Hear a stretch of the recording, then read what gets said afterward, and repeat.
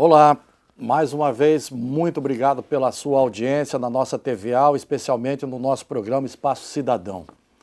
Você que acompanha essa programação é um formador de opinião. Para nós é muito importante que você tenha também a sua opinião depois de assistir esse nosso programa de hoje, que nós vamos tratar de um assunto muito pertinente, inclusive para os dias de hoje, né? Para os dias de hoje. Eu vou entrevistar o Fabrício Scandiuzzi, o pai da Luísa, e nós vamos tratar dos desafios da paternidade, justamente no dia de hoje, Dia dos Pais. Tudo bem contigo, Fabrício? Tudo bem, eu queria agradecer o convite de estar aqui no Espaço Cidadão e num dia tão importante como hoje, que é justamente a Luísa o está Dia dos lá Pais. esperando do outro lado ali, né? Está lá esperando, foi até um sufoco para poder entrar no estúdio, né? Vamos assistir aqui um pequeno vídeo sobre coisas que o Fabrício aprendeu sendo pai da Luísa. Luísa tinha poucos dias de vida quando saiu com o pai pela primeira vez. E como todo pai de primeira viagem, ele cuidadosamente tratou de arrumar a bolsinha da filha, com roupas quentes e mais alguns itens necessários. Só que no meio do caminho, o primeiro imprevisto aconteceu. Boa. Esse é o primeiro de tantos outros, né, Fabrício? com certeza, o primeiro de tantos outros. O que é a sequência dessa história aí, como é que foi? Não, eu deixei minha mulher no trabalho, ela tinha acabado a licença maternidade, foi o primeiro dia que eu saí sozinho com a Luísa, então eu precisava ir a banco, fazer um monte de coisa, era começo de mês, e quando eu cheguei, parei num lugar que falei assim, é hora de dar um mamar para ela. Eu peguei, abri a mochilinha e achei a mamadeira. Mas eu não achei nem água e não achei nem o leite. Então eu tive que correr numa farmácia, comprar uma lata de leite em pó, que era o leite que ela tomava, um leite especial, e correr num posto de gasolina e comprar água, esquentar no micro-ondas, para poder dar uma mamar para ela. Você tinha lembrado da mamadeira, só esqueceu. Levei a mamadeira, mas o que vai dentro da mamadeira eu não levei. Então, assim, foi o meu primeiro perrengue, né, de muitos outros que a gente sempre tem, mas esse foi o primeiro justamente no primeiro dia. Eu ainda pensei assim, meu Deus, Luísa, o que eu estou fazendo contigo? Ô Fabrício, a Luísa é adotiva. Vocês certamente estavam se preparando para uma adoção já há algum tempo. Sim. Como é que foi essa experiência que de repente chegaram para você e, olha, já temos o bebê para vocês aí. E agora? De repente? Foi uma semana completamente maluca. E, na verdade, a gente ficou 2 anos e meio esperando na fila. Para quem não sabe como funciona a adoção, você entra com um processo e o processo é para que você seja habilitado a entrar na fila para esperar uma criança. E a gente foi chamado no fórum depois de 2 anos e meio porque a gente estava habilitado a entrar na fila. Quando a gente chegou no fórum, que informaram a gente, olha, a gente estava tentando citar vocês e não localizava. Nesse meio tempo surgiu uma criança. Foi isso que eu falei, vocês querem conhecer? E aí a gente, claro que queremos conhecer. A gente não sabia a idade, não sabia sexo, não sabia nada. E aí a gente foi num abrigo. E quando a gente chegou no abrigo, a minha mulher, que lembra, porque eu não me lembro muito, tão nervoso que a gente ficou na época. A gente chegou no abrigo aqui em Florianópolis, a moça falou assim, olha, vai lá no fundo. E a gente caminhou grande por uma sala assim, cheia de berço. Vai lá no fundo e acha a tua filha. Nossa! E aí, quando a gente chegou, tinha um bebê. Ela tinha 21 dias quando eu a conheci. 21 desse tamaninho, no cantinho, na salinha, no berço lá. Foi assim que a gente conheceu a Luísa. Né? E aí eu assim, meu Deus, como é que eu faço agora, né? Como é que funciona? Troca a fralda, quando eu vou saber? Quando que a gente vai saber? A gente não tinha nem um par de meia dentro de casa. Primeiro filho, né? Nada. E aí, nesse meio tempo, o pessoal do fórum explicou assim, que ia ter que esperar a guarda, a justiça emitir a guarda, que isso levaria uma semana. Então a gente correu, era uma terça-feira, para poder montar isso, montar aquilo, pegar roupa. Berço a gente não montou, que era final de ano e não tinha tempo. Estava tudo já, por causa de Natal, já estava tudo cheio, não tinha pronta entrega, não tinha nada. E aí a gente foi conseguindo o que podia, muito amigo deu coisa pra gente, família veio presenteou aqui, a gente comprou o que podia. Você estava num processo de adoção 2 anos e meio, mas não providenciou nada porque não sabia se ia adotar um menino ou uma menina. Essa Não é a história, sabia né? se era menino. Se tinha uma certa idade ou se era um recém-nascido. Exatamente, a nossa abrangência, o nosso leque foi muito grande. Vocês deixaram o que vocês disseram quando foram adotar lá? Nós queremos adotar o sexo feminino, o masculino? Não. Sem preferência de sexo, sem preferência de cor, Nada, sem exatamente. preferência de idade. A única coisa que a gente fez uma opção era que fosse uma criança saudável. Por quê? Até pela nossa questão financeira, para dar toda uma atenção, todo um suporte, uma questão assim, a gente não se considera... Não ter traumas, né? Não ter traumas. E a gente mesmo falava assim, não, acho que a gente não vai ter condição muito de cuidar de uma criança que tenha uma deficiência, até pela criança, a gente pensou. E era tudo muito aberto, então não podia comprar roupa, porque comprava roupa azul, aí vinha uma menina. Comprava roupa cor-de-rosa, vinha um menino. Exatamente. Então a gente não tinha nada. Vocês tinham o sonho de ser pai? De adotar ou de ter uma criança de vocês? Então, assim, na realidade, a gente tentou fertilização, né, e nós não conseguimos. Mas na mesma época que a gente tentou a fertilização, a gente deu entrada no processo de adoção. Então, assim, de qualquer maneira, a gente vai adotar e ter um natural, normal, pelas vias normais, né, que eles falam. Que mas venha o que venha Deus como mandar. vier. Se vier 2, venha 2. Exatamente. Veio a Luísa. E essa experiência de você cuidar da Luísa, como é que foi? Porque a tua mulher voltou a trabalhar. Minha mulher voltou a trabalhar.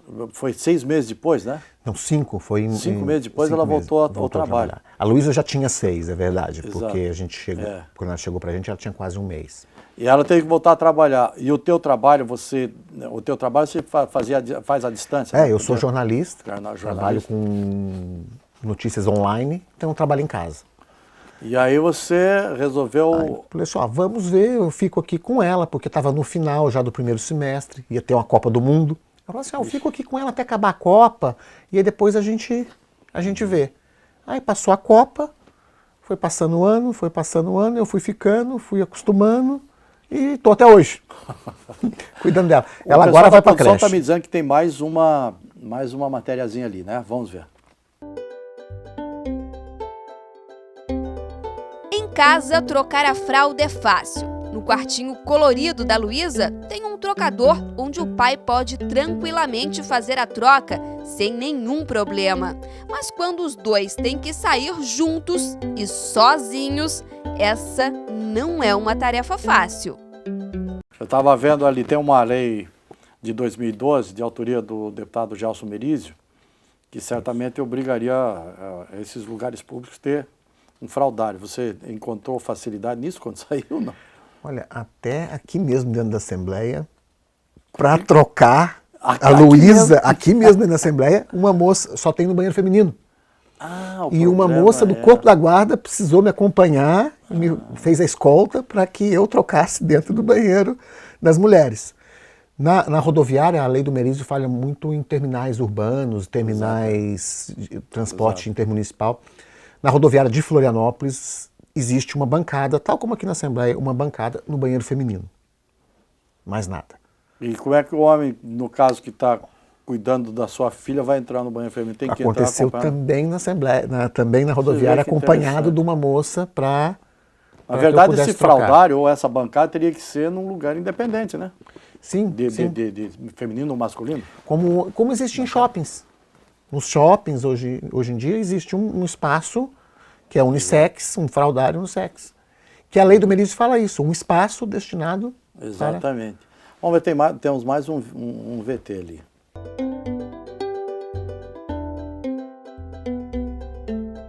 Colocar a cadeirinha no carro e prender o cinto parece ser moleza. Mas a primeira vez que isso aconteceu, o calor da emoção fez com que o papai pedisse ajuda.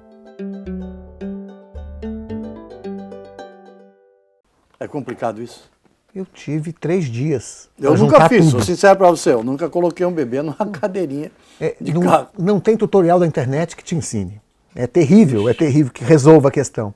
No dia que eu fui buscar a Luísa, a gente juntou tudo, juntou roupa, só que eu tive 3 dias e eu esqueci de saber de aprender como é que montava o bebê conforto. E aí eu cheguei com a Luísa, tá, pode levar para casa, e cheguei, tá, como é que eu vou colocar ela agora, como é que vai montar? E o pessoal do abrigo tentou me ajudar e não encaixava, não colocava. E aí eu peguei e deixei meu carro lá, fomos no carro da minha mulher, a minha mulher atrás segurando a Luísa junto, na mão.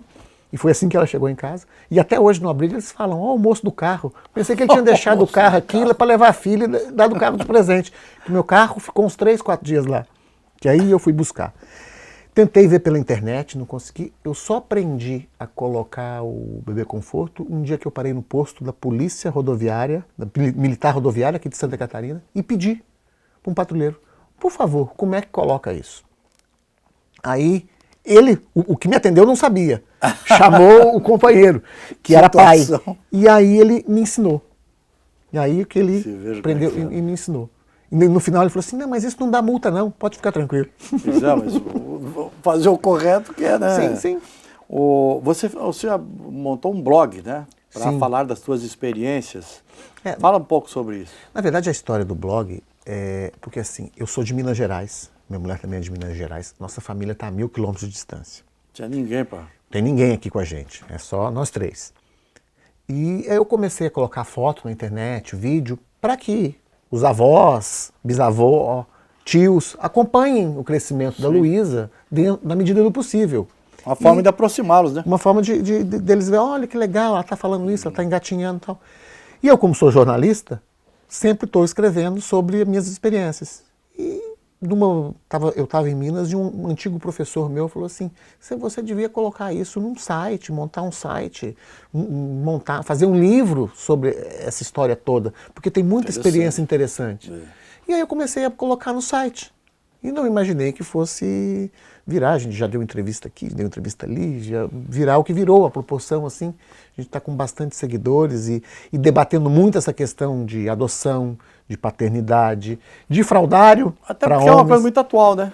Sim, sim. Havia vamos dizer assim, um certo preconceito há anos atrás. Hoje não, o mundo mudou, literalmente. E o pai às vezes tem que fazer o papel de mãe, né? Sim, o pai. Isso que é verdade. Mas tá bom, você deixa uma mensagem, hoje é Dia dos Pais, deixa uma mensagem para vários pais que estão assistindo o programa, que na Letra da Verdade nossa aqui, diz para ele que é essa experiência aí, deixa uma mensagenzinha.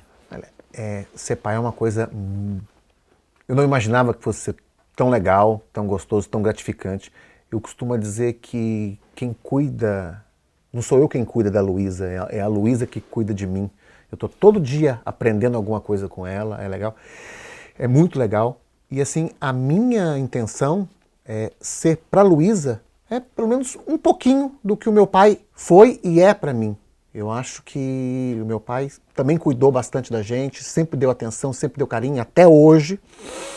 E eu acho assim, se eu for para a Luísa metade do que o meu pai foi para mim, tenho certeza que ela vai ser uma pessoa muito feliz. Olha aqui, ó, eu tenho que bater palma para você. Muito obrigado de coração aí pela tua vinda aqui. Obrigado. Foi muito bacana. Parabéns pela forma com que você se dedica à sua filha, tá? Bom, eu que agradeço a Até uma próxima oportunidade, viu? E você fica aí porque temos mais programa, viu? Nós já voltamos.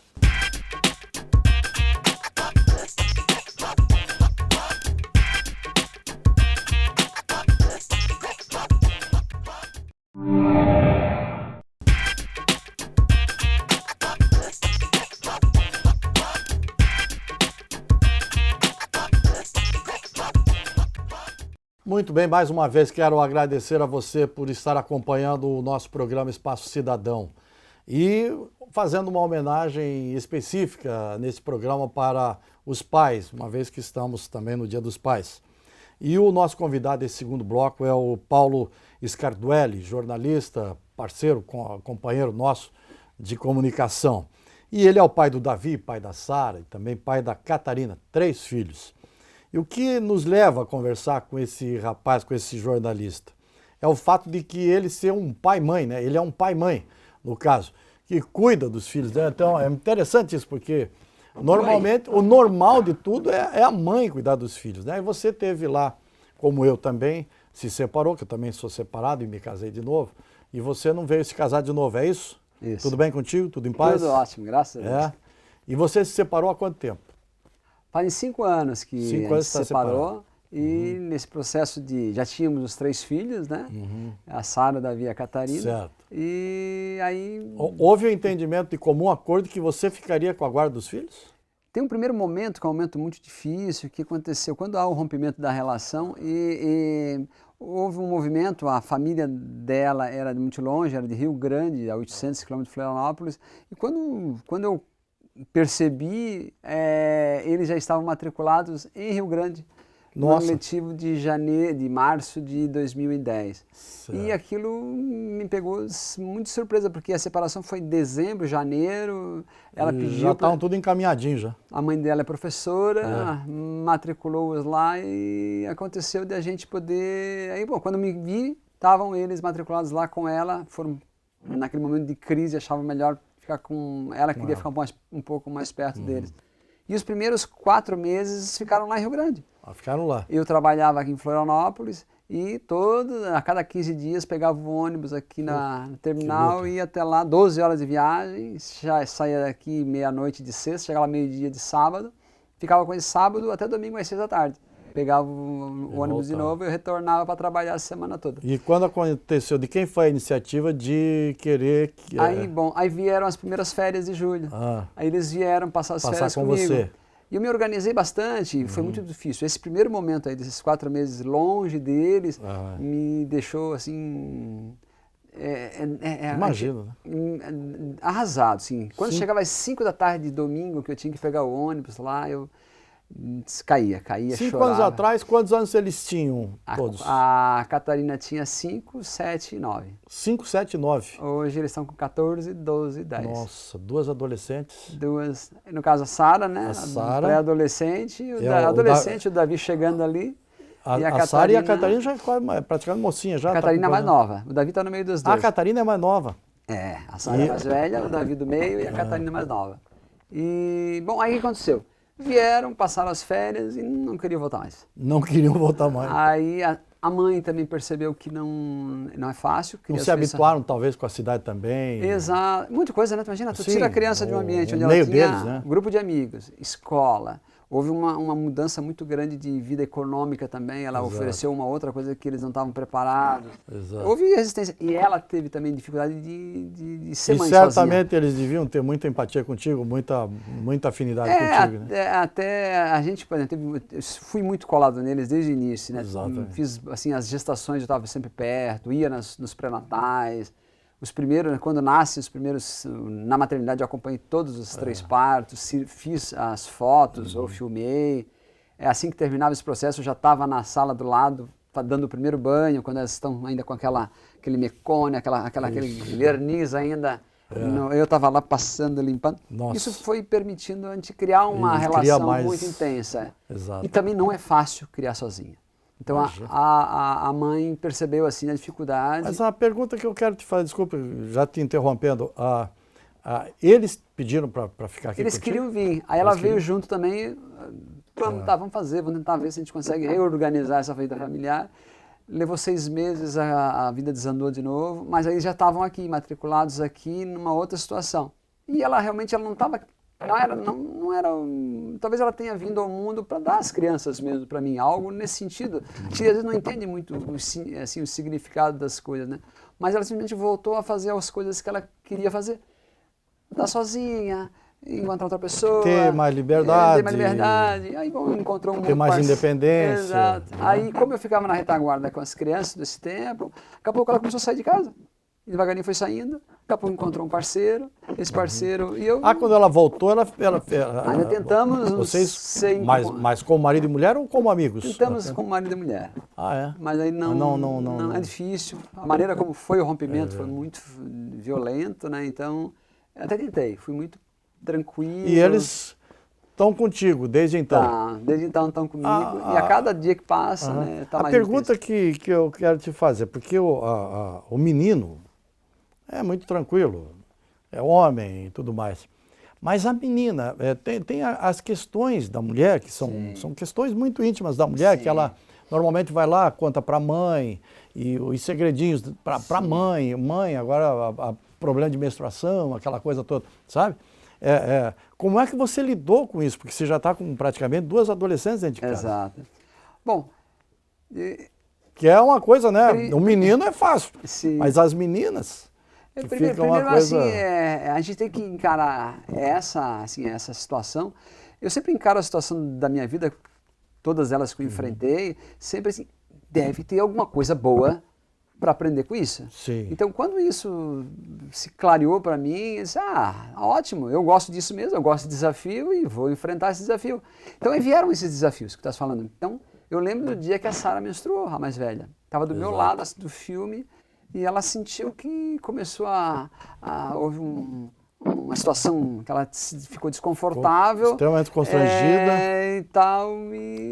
Pai, aconteceu alguma coisa. Acontecendo alguma coisa comigo. Exatamente. Aí, lógico, eu tive que buscar informações, como é que você faz esse procedimento, como é que você ajuda, nada de criar trauma. Chegou a falar com a tua ex-mulher? Minha filha, isso Diga, minha ex, corre aqui que a coisa está pegando. Não. Não? Muito pelo contrário. Por coincidência, no dia que isso aconteceu, eu estava junto com a minha irmã. A minha mãe estava adoecendo, e eu estava na casa da minha mãe. E aí a minha irmã mais velha já ajudou, já foi na farmácia com ela, já comprou os absorventes, vai sentir uma dorzinha, se precisar tem um remedinho para isso. E aí eu fui bebendo nas informações, buscando informação e fui me capacitando para isso. Porque antes já tinha tido um outro momento, porque antes da menstruação veio os seios.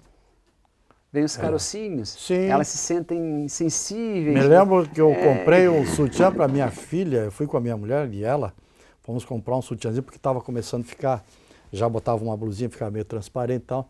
Ela tinha 9 anos, minha por aí filha. mesmo, e é por aí. Eu fiquei extremamente emocionado, digo, minha filha de sutiã. Fiquei emocionadíssimo, mas estava do lado da mulher, agora imagino você, né? Mas eu acho que o que ajudou muito foi isso que eu falei. Era ver aquilo como uma oportunidade de aprendizado. Então, eu fico muito feliz hoje, porque, na verdade, poxa vida, eu tenho tudo em dobro. Eu tenho tudo em dobro. Essas coisas, esse detalhe que a gente falou, se eu tivesse casado, eu não teria aprendido tanta coisa como aprendi com elas, né? Você tem uma série de fotografias, podemos dar uma olhadinha? Podemos. E você vai comentando em cima delas, vai interessante. Vamos ver essa primeira ali. Essa primeira... Bom, o que é isso? Um machucado no queixo. Vai lidar com isso agora. A gente, quando tem 3, a gente sabe que o tempo inteiro está correndo risco, né? Então, nesse caso aí, foi um dia que a gente foi passear na casa de um amigo, fomos para ver um jogo, fizemos aquela reunião de 2 famílias, e ela estava brincando numa mesa, uma cadeira mais alta, essas de barzinho, e brincando para lá e para cá, para lá e para cá. Daqui a pouco ele foi, né? Foi para trás, ela foi com o queixo no chão, e abriu aqui, aí pega no braço. Mas aí, sem trauma, né? Porque isso aí é uma coisa que o pai também resolve bastante. Exato, aí pega, leva pro hospital, chega lá, espera, aí tu tem que estar ali acalmando e tal. Fica tranquila. Vamos ver a outra ali. Bom, esse aí já...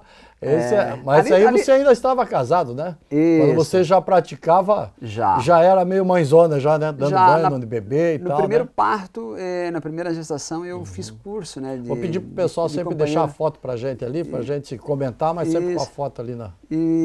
Então, naquele momento ali, como é que você dá banho para uma criança? Você tem que aprender, na verdade, porque não é só assim pegar assim... Tem que pegar direito, com jeito, né? Com o dedinho no ouvido. E o mais difícil ainda é quando ele nasce, porque na verdade ele nasce com uma camada de verme que chamam, né? Que é eu não entendo nada disso. Uma camada que Nossa você tem que... Nossa produtora ali, ela tá rindo, acho que ela entende. Você tem que limpar aquilo com algodãozinho, vai tirando um pouco dessa camada. É uma gordura que é a defesa da criança, né? Mas ela fica ainda com um pouco de... A Sara nasceu com 4,330. Então ela tinha todas as dobrinhas, então nas dobrinhas a gente quebra as dobrinhas para tirar aquelas coisas. Você já começou a pegar a experiência desde o parto. Desde o parto. Então isso eu acho que facilitou. Eu nunca fiquei nem pé do parto. Isso talvez seja o motivo do porquê que a gente acabou ficando dor de cabeça, enjoo, de ver aquela confusão toda, eu saía de perto.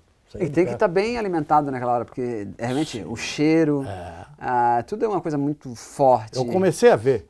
E pedi licença e saí. Começou a me virar o estômago, eu digo, ixi, vou sair que eu vou complicar o parto. Vamos ver mais uma ali. Aí aí eu fiquei sozinho. Aí já é uma fase, né? Aí já é a fase que eu estava sozinho. Quando nós estávamos juntos, eu e a mãe deles, a gente tinha assim muito duelo de para onde vai educar os filhos, sabe? Aí vem o lado bom de ser pai sozinho. Porque, na verdade, se tem duas formas de religião, ou duas crenças diferentes, vai haver uma divergência entre vocês, normalmente. A tua orientação é católica? Eu sou católico.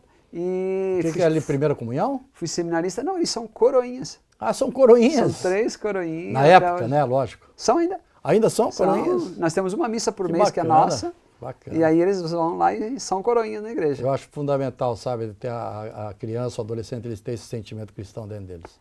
Saber que os pais, o pai, no teu caso é os pais, porque você faz o papel dos dois, tem esse sentimento religioso e dá esse norte para eles. Eu acho que isso é muito fundamental. bacana. E é fundamental porque na separação, aquilo que ela queria fazer, ela é da Umbanda. Então ela ficou mais intensa ainda na Umbanda. E eu precisei mostrar para eles, eu acho que aquilo que eu acreditava, aquilo que eu achava que era o mais correto. E eles naturalmente foram vindo. Chegou uma hora que era hora de colocar na primeira comunhão.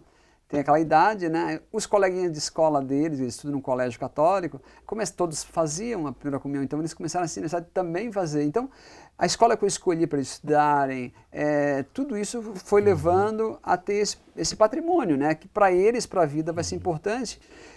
Sei lá, a gente sempre fala que tem um momento da vida da gente que a gente abandona um pouco isso, depois dos 15, 16 anos, né? Esquece, depois volta mais à frente. Show. Mas eles Você vão me ter dá uma licença base. só um pouquinho, Emily. Tem mais foto, né, Emily?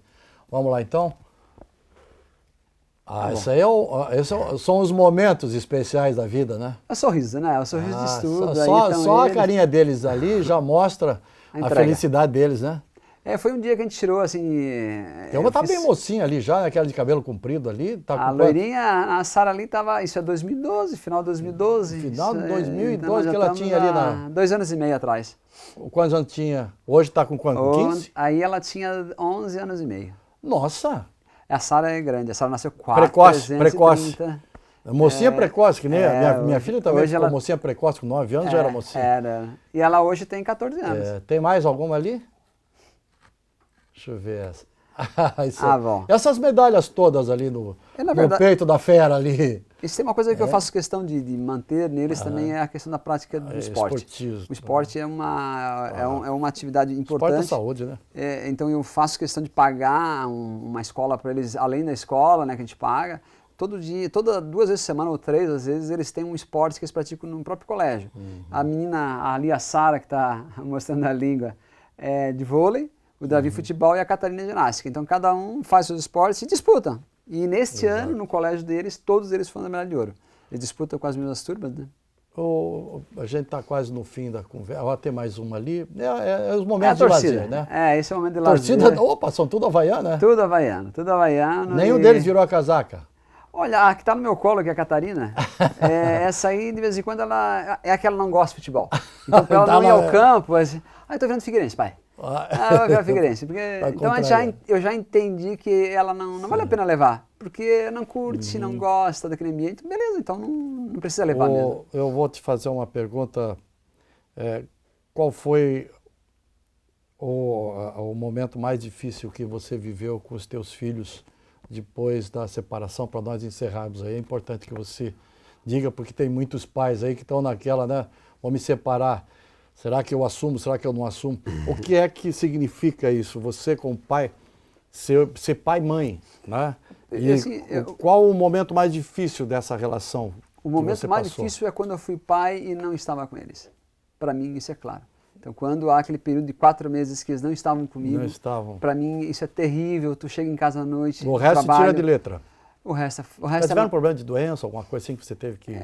graças a Deus, nenhuma doença, assim, aquelas rotineiras, uma gripe, um resfriado, uma tosse. Eu cuido muito disso, então a alimentação é saudável, eu gosto muito de... Eles vão para um restaurante e é salada primeiro, eles gostam de comer fruta, comem chocolate, não tem nenhuma restrição não, mas a alimentação é importante e o esporte, né? Paulo, eu vou pedir para você olhar na Lei da Verdade aqui. Essa aqui é a Lei da Verdade. Vocês focam ele bem próximo ali, que eu quero que ele dê um recado para todos os pais, uma homenagem para os pais. E que você, como é um pai e mãe, você dá um recado para eles ali, para nós encerrarmos nosso programa. O que é ser pai, né? Ser pai, acima de tudo, para mim é é um compromisso que a gente adquiriu, né? Que a gente ganhou. Eu acho que não se é pai por acaso. Existe uma série de fatores aí que trabalham nessa direção. Então, tem que aproveitar ao máximo. E acho que o mais importante de ser pai é que você é responsável por crianças. Então, seja o que acontecer com o seu casamento, se você vai ou não ficar junto, mas acima de tudo, pensa na criança. A criança não pode sofrer, a criança não pode pagar por um pecado que você está cometendo, ou por um erro seu, por um erro da sua companheira. Então, se isso acontecer na sua vida, se tiver que romper, sai do primeiro plano. Sai do primeiro plano e deixa a criança em primeiro plano. Pensa nela primeiro. O que você pode fazer para evitar com que ela não tenha trauma? Se não for a hora de se envolver com mais nenhuma companheira, não se envolva naquele período. Larga as bebidas, sabe? Tenta ficar focado nesse momento. Porque se você conseguir fazer isso, que é manter a serenidade nesse momento, tenho certeza absoluta, o que vem depois vem mais fácil. Mas se você passa esse período e não consegue valorizar as crianças, não consegue botá-las em primeiro plano, aí elas vão trazer problema. Paulo, obrigadão por ter vindo aqui, foi muito legal a conversa. Eu acho que essa conversa nós deixamos de abordar uma série de outros assuntos dentro desse tema, dentro dessa tua experiência, que certamente seria muito importante. Quem sabe numa outra oportunidade a gente conversa, mesmo não sendo o Dia dos Pais. Tá bom? Obrigado pela tua presença. Você que está assistindo ao programa, muito obrigado pela tua audiência, obrigado por assistir a programação da TVAL. E você que é pai, não se esqueça, pai não é só o nome, pai é uma responsabilidade que tem uma dimensão muito acima do que nós imaginamos. O pai é responsável pela vida e pelo destino de um filho ou de vários filhos. Tenha você um belo dia. E vai dar um abraço no teu filho, vai passar o dia com ele. Tá? Um grande abraço a você também e até o próximo programa.